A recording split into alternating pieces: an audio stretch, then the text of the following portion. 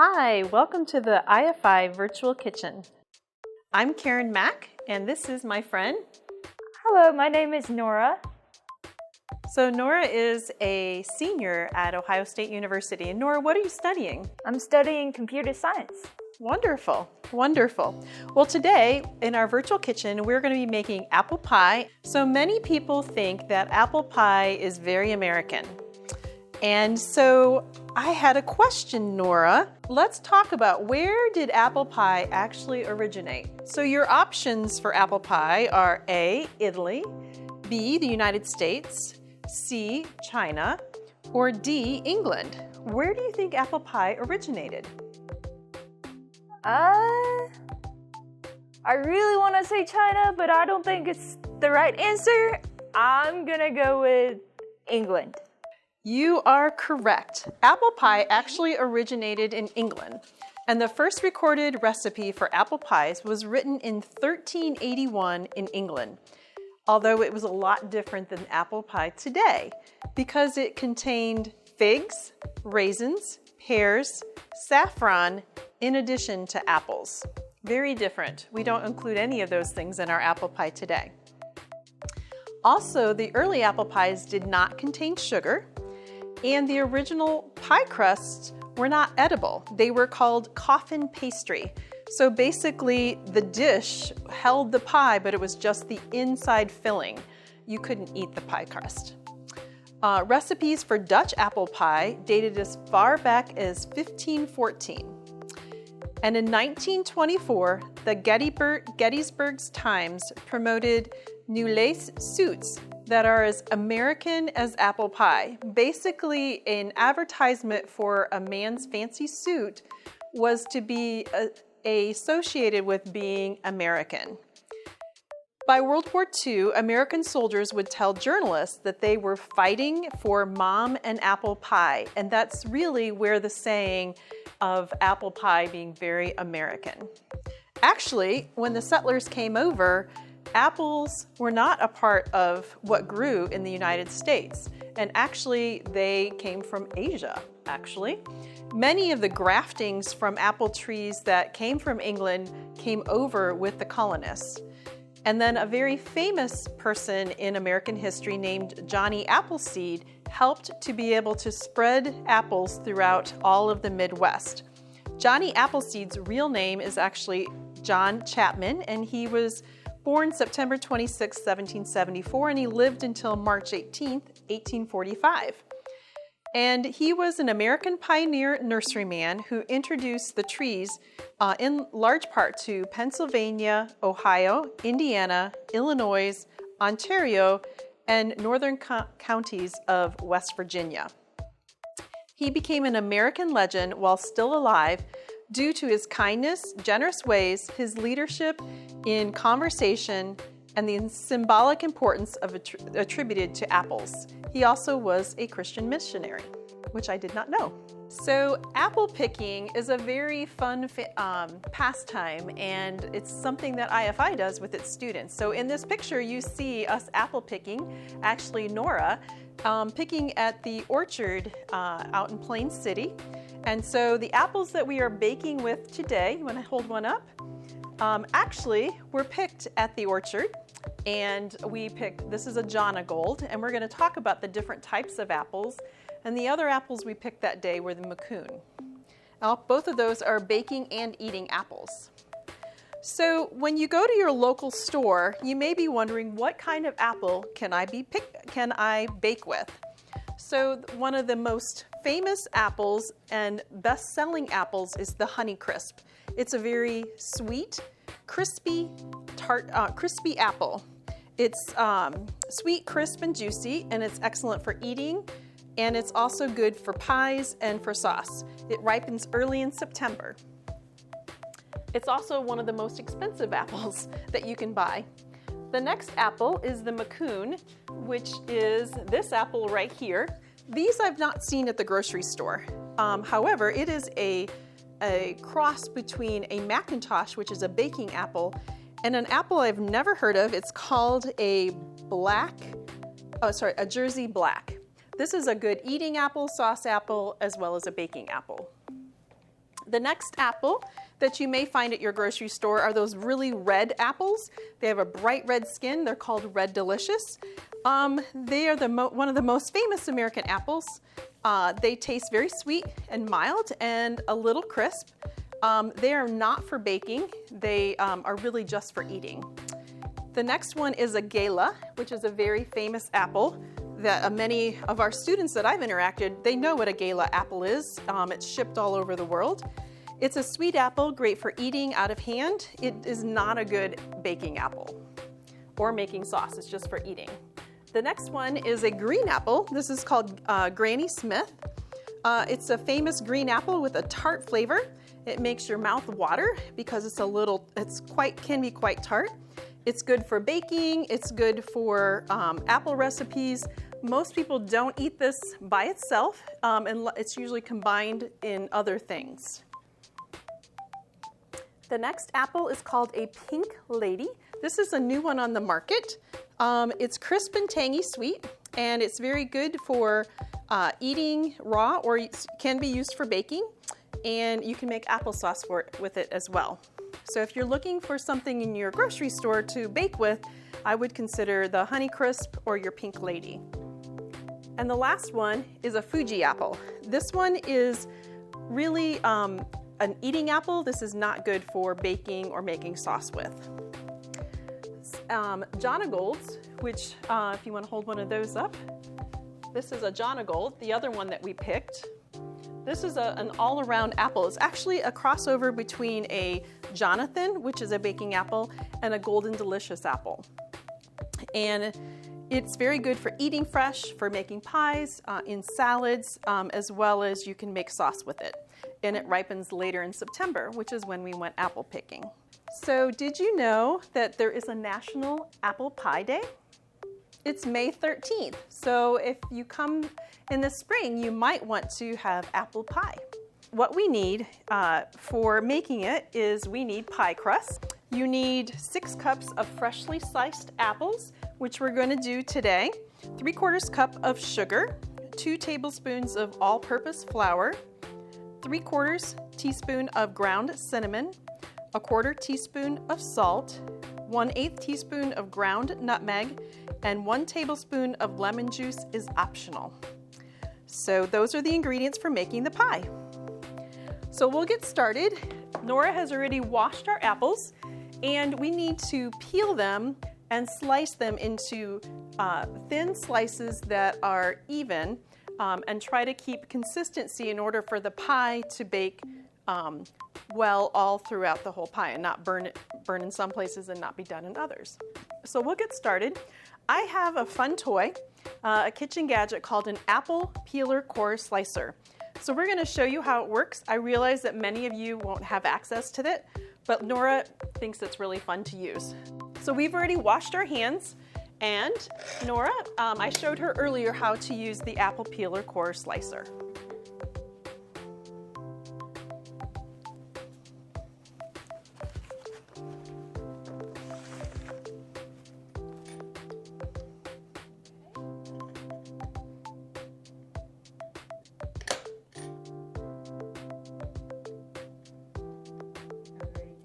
Go for it, go for it.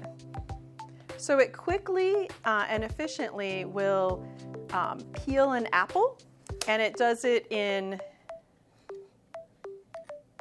no, you're fine. Just keep going. There you go.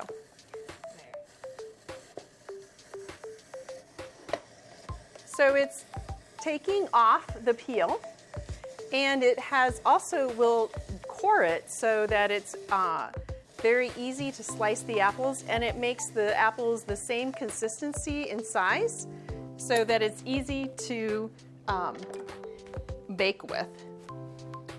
So we're gonna pull it off. This little piece I'm gonna throw away.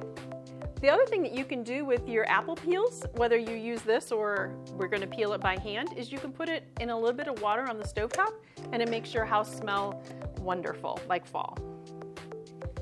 So I'm gonna slice this in half, and we get even slices, nice and thin. You probably want your apples to be sliced about an eighth of an inch. Go ahead. An eighth of an inch thick. So Nora, what would I do if I don't have an apple peeler core slicer? How would I peel an apple? What I do at home is just to use a peeler. All right. Do you want to show us? Do you want to cut that in half, or do you want to peel it just like that? I can just peel it like this. Okay, go for it.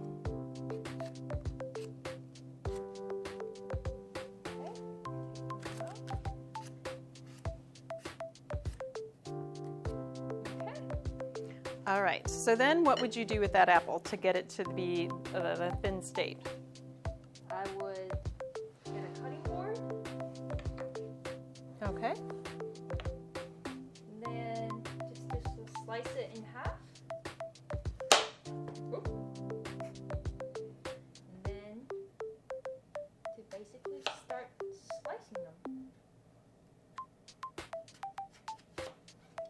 So Nora is trying to consistently slice those apples.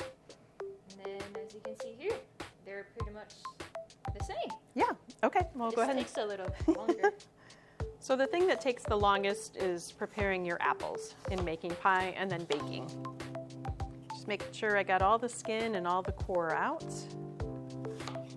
And then the next thing we'll do is we'll add the cinnamon, the flour, and the nutmeg.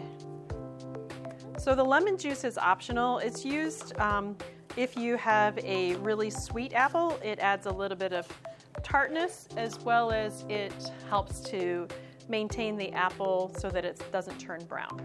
Okay, so we're gonna get started. Nora's going to add 3/4 cup of sugar to the apples. If your apples are really sweet or you want things less sweet, you could add less sugar. But the recipe that we'll post with this from Pillsbury calls for 3/4 cup of sugar. Nora happens to have a 3/4 cup measuring cup, which I'd never seen before. But if you have a 1 cup, it's usually you'll have markings inside to tell you what 3/4 cup is. Okay, so we will need 2 tablespoons of flour. What the flour does is a thickening agent, so all the yummy juices from the apples, this will help to thicken them so that it'll give a more consistent juice within the pie.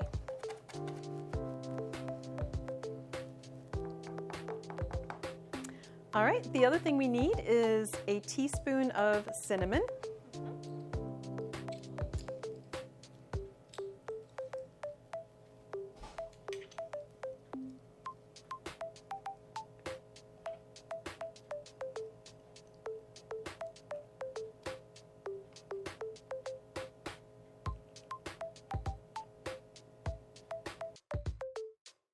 We need a 1/4 teaspoon of salt, and this is just regular iodized table salt. Just sprinkle that around. And the other ingredient you need is nutmeg. Now I like to buy fresh nutmeg in nuts. You can buy it already ground up. This is what a nutmeg nut looks like. The nice thing is that if it's not ground, that it stays fresh longer. I got this at actually an Asian market here in town, and it was much less expensive than buying that at my regular grocery store. Then you use a grater, and it's just a small amount. So I'm gonna have Nora, the big thing is to keep your knuckles away from it. Just hold it with the tips of your fingers, and go ahead and we just need 1/8 of a cup, so maybe 6 or 7 mandolin swipes. All right. Okay. And then I just need Nora to stir the apples, and she's going to mix all of the apples and the cinnamon and flour so that that all gets spread throughout. So apple pie, there's lots of different things that you can do with apples. You can make applesauce, you can make apple pie, you can make apple crisp, you can make apple dumplings, you can use apple and stuffing, you can do pork chops and apples. Apples are a very versatile fruit that can be used for a lot of different things. A kid's snack with apples and peanut butter. or caramel apples. Those are all great ways to use apples. Okay, I think you've got that. So the next thing we need to do is we need to put the pie crust in. So we're making a 2-crust pie. And so what we're going to do is we need to bring these to room temperature. If they're too cold, they will break. And so it's good to pull these out of the refrigerator and let them warm up. So the first pie crust goes on the bottom, and I'm just slowly peeling this back, and I will lay this into the pie plate, and I try to evenly put it in. Any cracks that I get in it, I need to push with my fingers, and I push down with my thumbs to push it into the edge of the pie plate. Most pie plates are glass because it conducts heat very well. Now would be a good time to turn on your oven to 400 degrees to preheat it. The recipe that I'm sending out actually said 425, but there were a lot of comments where it said that the pie got too done, the crust got too dark before the apples were completely cooked, so we've dropped it 25 degrees to be 400. So I'm going to turn that on. All right, now we're going to have Nora put the apples inside the pie crust.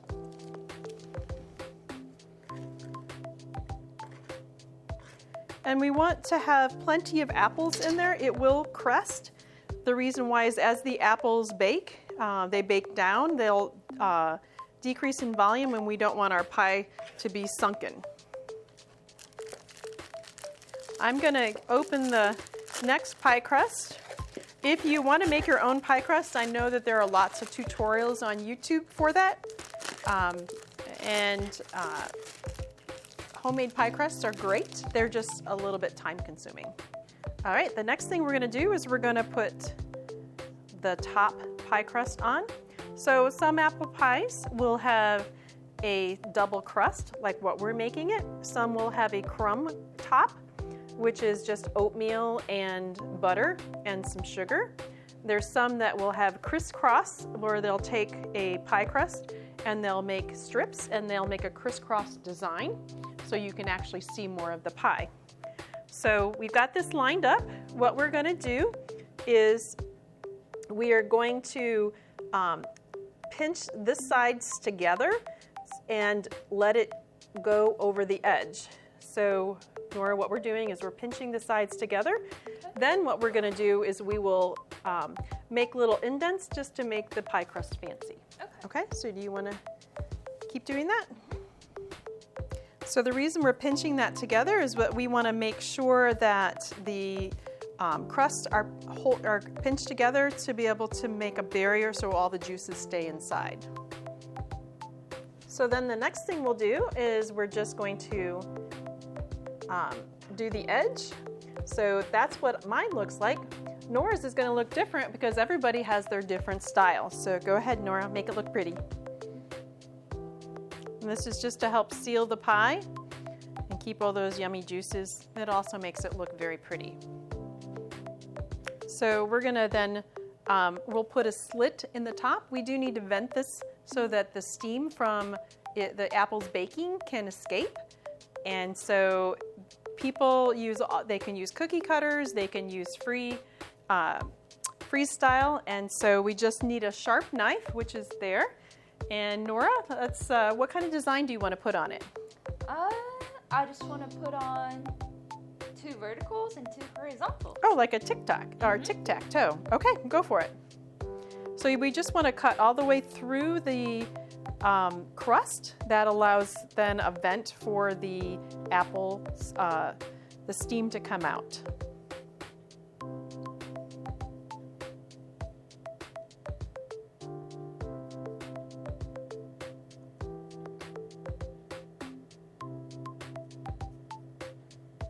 That looks great. So something else, we could put it in the oven this way.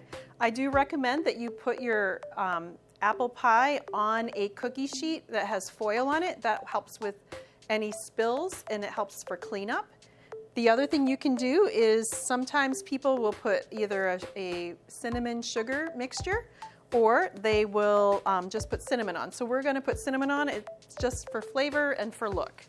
So I'm just sprinkling a little bit on. And then the last thing before we put it in the oven on the tray is that we want to, when you're baking this, sometimes the edges will get dark quicker than the rest of the pie being done. One way to avoid that is to use foil. And so I've just cut off a piece of foil and I can go all the way around. I'm just squeezing this on and I'll put it into the oven that way. The other thing is that you may also have access to a pie edge saver, and you just put that on and then we can put it on the oven.